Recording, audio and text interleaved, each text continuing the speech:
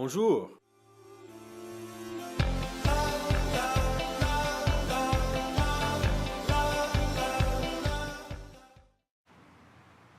Bienvenue tout le monde à notre petite émission We Believe.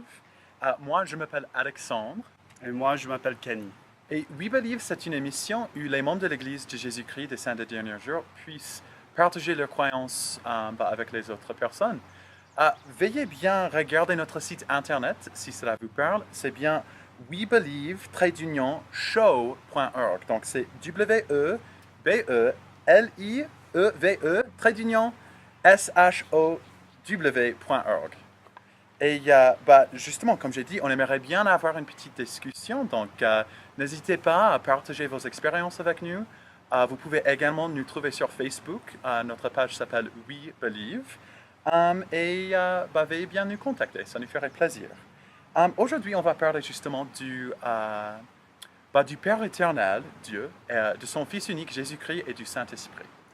Donc, il y a un article de foi qui dit que nous croyons en Dieu, le Père éternel, et en son Fils Jésus-Christ et au Saint-Esprit. Donc, c'est-à-dire que Dieu, il est le Père de nos esprits. Donc, c'est avant cette vie, on vivait avec lui.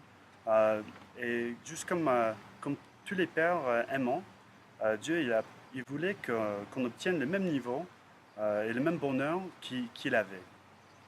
Et donc, pour ainsi faire, il a préparé un plan pour nous sur Terre. Ce plan, ça s'appelle le plan de salut ou bien le plan de bonheur. Ce plan est clé pour notre salut et notre bonheur également.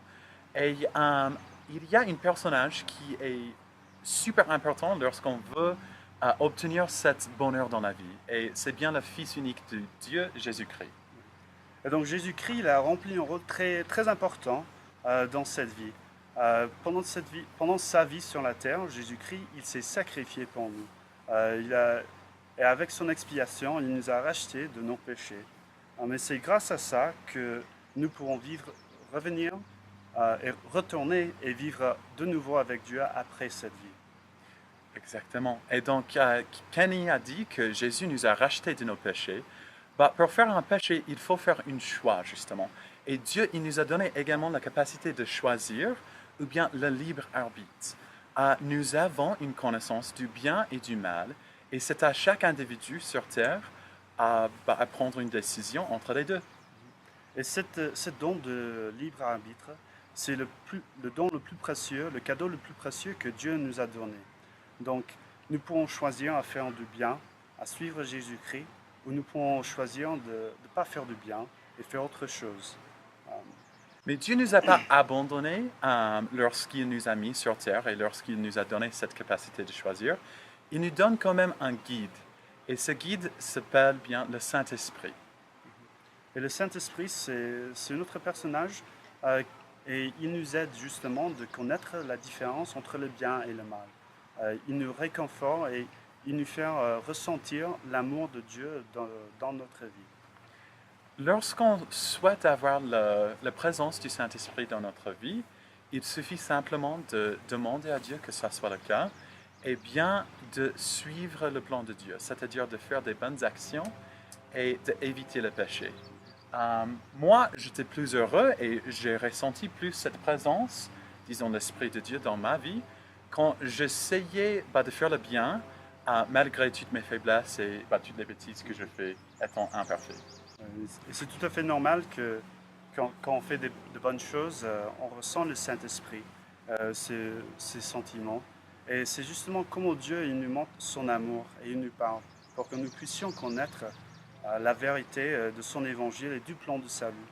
Et c'est justement, personnellement, dans ma vie, quand je ressens le Saint-Esprit, je me sens bien. Oui, oui, ça se dit comme ça, je me sens bien. Ouais. Je me sens bien. Il n'y a pas d'autre façon à le dire, en fait. C'est juste que j'imagine qu'on a tous déjà ressenti le Saint-Esprit. Et c'est juste... Et le Saint-Esprit nous témoigne que Dieu, il est notre Père, qui nous aime, et que Jésus-Christ est notre Sauveur. Et là, je sais que ça, c'est vrai. Et une connaissance de telles choses peut apporter beaucoup de bonheur dans la vie. Moi, je le ressens et je sais que Kenny le ressent aussi. Et c'est à cet but, justement, qu'on partage nos croyances avec le monde. On aimerait bien que tout le monde ait l'occasion de pas de tenter l'expérience et de prier Dieu pour savoir s'il est là, s'il nous écoute et bien s'il nous aime. Et maintenant, c'est à nous à faire notre expérience. Ben voilà, merci, au revoir. Au revoir.